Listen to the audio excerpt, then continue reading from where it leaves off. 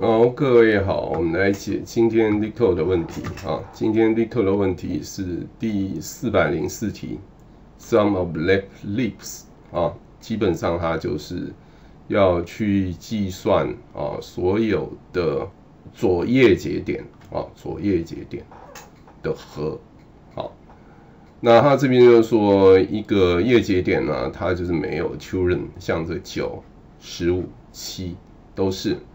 那它是一个左叶节点的话，它必须是人家的左子，像是9、15、7的话就不是。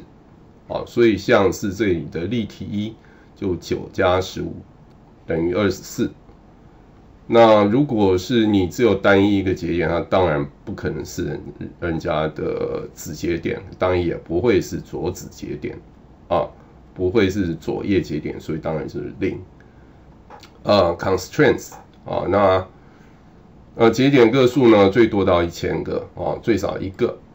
那个节点上面值是介于-1000到1000之间那我们很快的我们就来解这个问题。我们在解这个问题，当然希望能够多一点 test case。我们看看这边有没有网友他有提供的，一般来讲有的时候会有。这边有，那我们整个把它 copy 起来，它最多一次可以处理应该是8个。好，那基本上刚好加上去就8个。那我们其实可以大概先看一下，像这边的话，它就真的是把它图形化的方式2元素的方式这样展示出来就不是在以阵列或清单的那个表达方式。像这里第3个的话，第4、第5、第6、第7像这边就是我们讲的 skew tree 第8，好，类似这样的一个情形。好，这边我们往下拉。好，那我们这里就很快的用 C++ 来解答。那我们这里为了方便解答，我们这边做一个小设，多了一个参数，一个布林的参数，我们判断它是不是左子。default 的话当然是不是false， 我们就用0就好了。好，这应该一下子就出来了。如果呢它丢进来的是空数的话，就是已经走访到空数的话，它当然就 return 0。好，它怎么样会是左叶节点呢？它其实就要满足3个条件。第一个条件，它的左子是空的，右子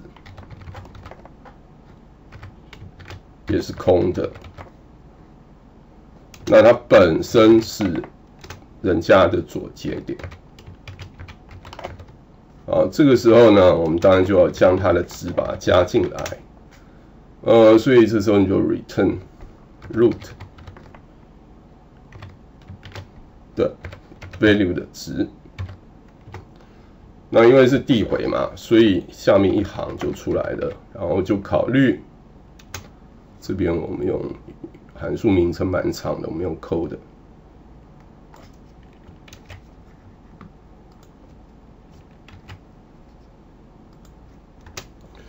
所以这边的话，先走访左数，所以这边摆 left。那么因为它已经是在人家左边了嘛，所以这边第2个参数就摆 true， 就是1。后面呢，再加上它的一个右数的一个情况，这边改成 right。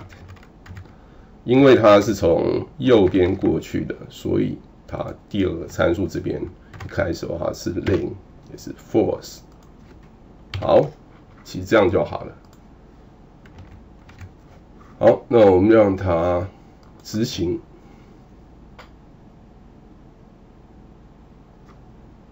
好，那我们看这8个 case， 我们拉高一点，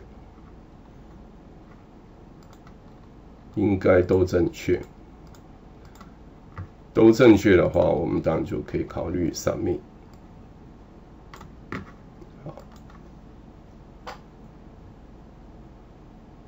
好，大概几毫秒就完成了啊，有时候快，有时候慢。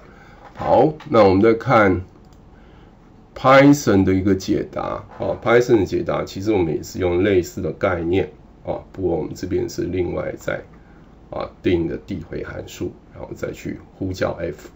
好，那我们这边也 run 一次。好，那我们就先谈到这边。